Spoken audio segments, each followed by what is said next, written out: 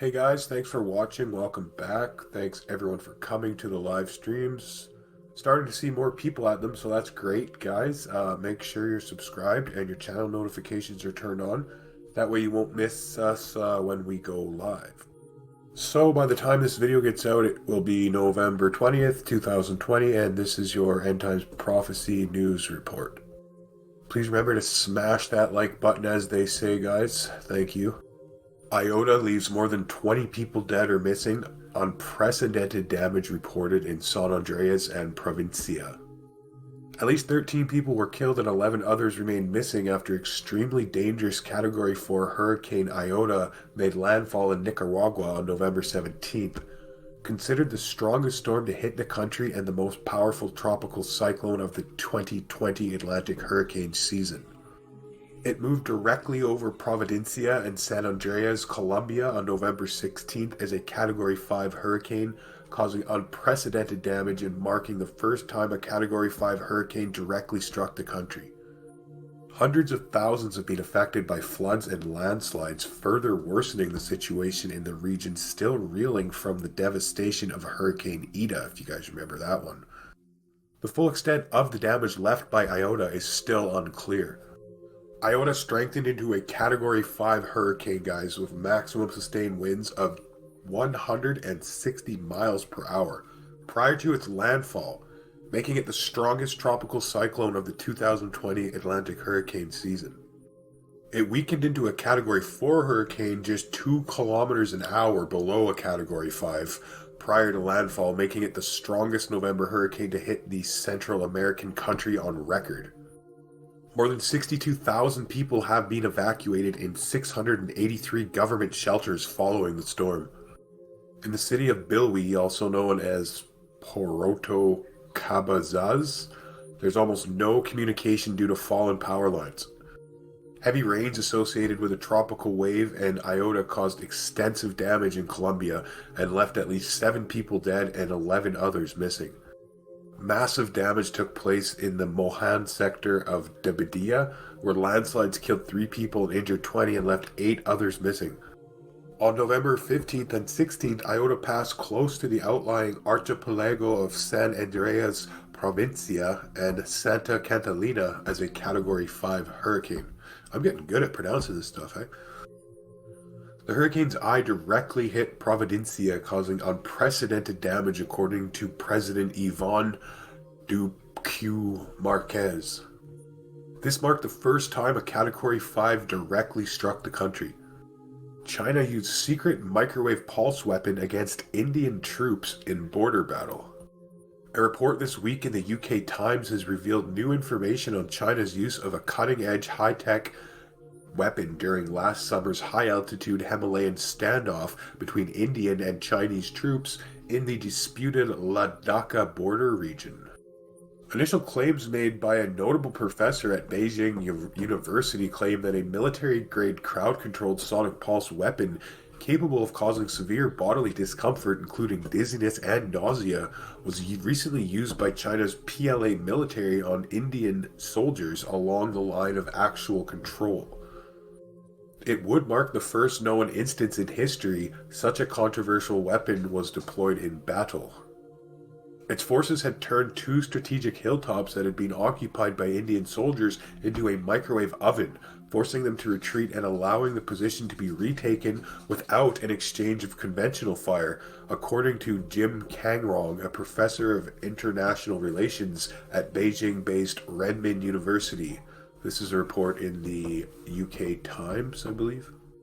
Also described as electromagnetic microwave weapons, when reportedly turned on the Indian forces, they retreated during a standoff after becoming sick and vomiting, the professor claimed. Jin told his students that within 15 minutes of the weapons being deployed, those occupying the hilltops all began to vomit. They couldn't stand up, so they fled. Well, I guess it's better than being shot dead, if you ask me. This was how we retook the ground, he explained. China's forces decided to use the weapons because the altitude was too high to fight against a team of Tibetan mountaineering specialists, Jin said. Gunfire is banned under an old agreement, although there were warning shots in September in an exchange of fire which both sides blamed on each other.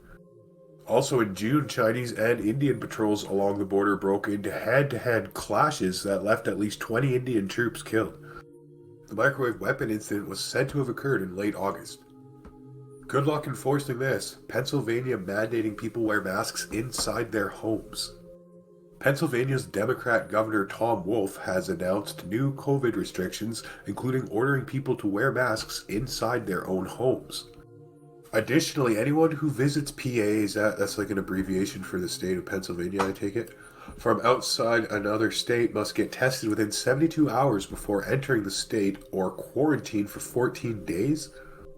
Residents who traveled to other states must follow same rules when coming home. Strengthening masking order. Masks are still required.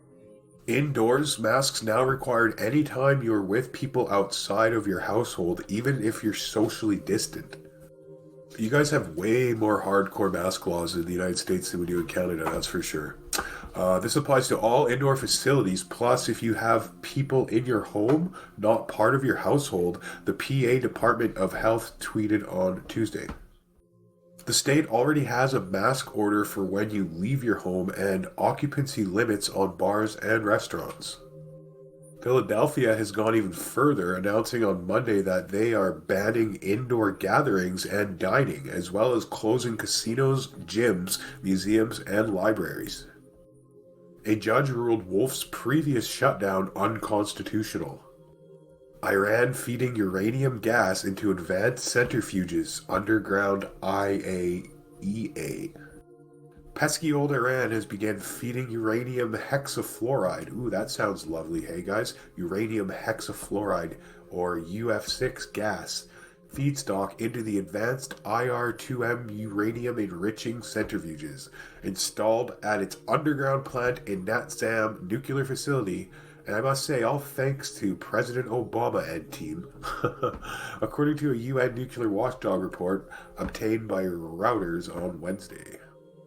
The move is the latest nuclear standoff escalation by Iran with the US, Israel, and their allies. Oh, and I should say, it wasn't Reuters that said that Obama claimed. That was just me that added that. I don't want to, label them for something they didn't say. I added the Obama part. According to the 2015 Iran nuclear deal, the Islamic Republic can only accumulate enriched uranium with first-generation, or IR-1 machines, which are the only ones that can operate at the underground plant. The Obama-era deal, okay, I didn't add that, is known as the Joint Comprehensive Plan of Action. A previous International Atomic Energy Agency report said that Iran had installed IR-2M machines underground. I mean, does it really surprise anybody that Iran is going to be doing stuff they shouldn't be doing with enriched uranium? Hello? On November 14th, 2020, the agency verified that Iran began feeding UF6 into the recently installed cascade of 174 IR-2M centrifuges at the fuel enrichment plant in Natanz. This is according to the International Atomic Energy Agency report. Until Iran's new breach on Wednesday, it was unclear whether Tehran had taken the incoming Biden administration into account with its moves at Natanz. Sorry, my ferret's making a bunch of noise. The last report about Iranian violations there came out after Biden was announced as winning the US presidential election, but was based on a November 2nd visit, meaning the day before US election day. But the bigger issue remains why the new advanced centrifuges were being installed at all. Iran had previously informed the agency that it would transfer 3 cascades of the uranium enriching machines from an above-ground pilot plant at the Natanz nuclear site to the underground one after an above-ground centrifuge workshop exploded in an apparent act of sabotage. The escalation can still be described as limited. So far, Iran is only using 174 of its IR-2Ms out of the more than 1,000 Iran is permitted to use, around 6,000 IR-1s under the JCPOA agreement. To put it simply, 174 IR-2Ms do not hugely change the speed at which Iran could break out to a nuclear weapon. Furthermore, although the IR-2M is more advanced than the IR-1, it's nowhere near as advanced as the IR-4 and IR-6, which Iran finally succeeded in getting to work in 2020. If Iran keeps the number of IR-2Ms low, even if at some point it installs the other advanced centrifuges but also keeps those numbers low, it may simply be trying to restore what it already had above ground prior to July 2nd, sabotage as its previous Natanz advanced centrifuge facility. I don't trust them at all. Russia to establish naval base in Sudan. The combat capability of the Russian Navy in the Red Sea and the Indian Ocean would be significantly increased with a military base on Sudan's Red Sea coast. Now, Russia plans to establish a military base on Sudan's Red Sea coast to serve as a logistics center for the Russian Navy, according to a draft agreement between Moscow and Khartoum, signed by Russian Prime Minister Mikhail Mishatun and released publicly on November 11th. The agreement states that Sudan will provide a land plot for the Russian base free of charge for a period of 25 years.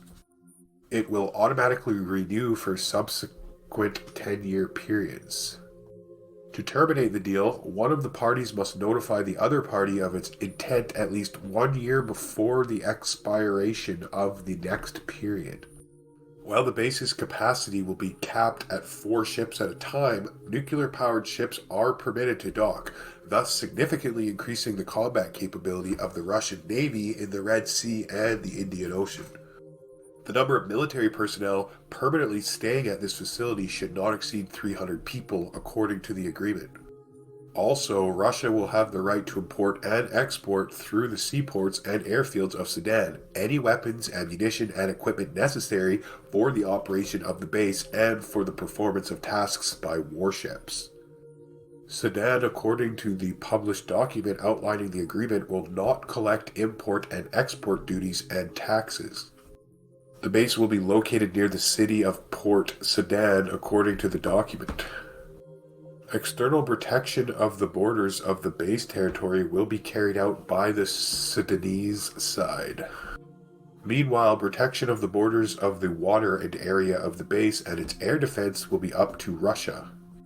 Great, just what we need, Sudan partnering up with Russia. At the request of the Sudanese authorities, the Russian side can assist in the organization and implementation of underwater counter-sabotage support in the territorial waters of Sudan, participate in search and rescue operations, help provide air defense for the local naval forces, and strengthen the capabilities of the Sudanese armed forces. The agreement specifies that for the purposes Russia will supply Sudan with weapons, troops, and special equipment in a manner and under terms that will be stipulated in a separate protocol. Modern Russia has failed to recreate the power of the forces possessed by the Soviet Navy, and its current fleet is many times inferior to the latter in terms of the number of vessels and in the ability to carry out combat missions. At the same time, the Russian military command is compensating for the insufficient number of naval personnel by deploying a network of naval bases where Russian warships could be permanently based, which serve to protect force in various regions of the world. Britain to ban new petrol cars by 2030 en road to net zero emissions. So Britain will ban the sale of new petrol and diesel cars and vans from 2030, 5 years earlier than previously planned, as part of what Prime Minister Boris Johnson is casting as a green revolution to cut emissions to net zero by 2050. Johnson, who is grappling with Europe's most deadly COVID-19 crisis, Brexit trade negotiations, and the departure of his most senior advisor, wants to underscore his green credentials as part of what he hopes will be a reset for his government. Now is the time to plan for a green recovery with high-skilled jobs that give people the satisfaction of knowing they are helping to make the country cleaner, greener, and more beautiful, Johnson said in a column published in the Financial Times on Tuesday. Britain last year became the first G7 country to set in a low net zero emission target by 2050, which will require wholesale changes in the way Britons travel, use energy, and eat. Alright, thanks for watching, guys. Please remember to subscribe if you have not already. Give the video a like. Also, please leave a comment down below. I do try to read all the comments. Sometimes I can't read them all because I get quite a few, but I do try and go through them all. God bless you all and your loved ones.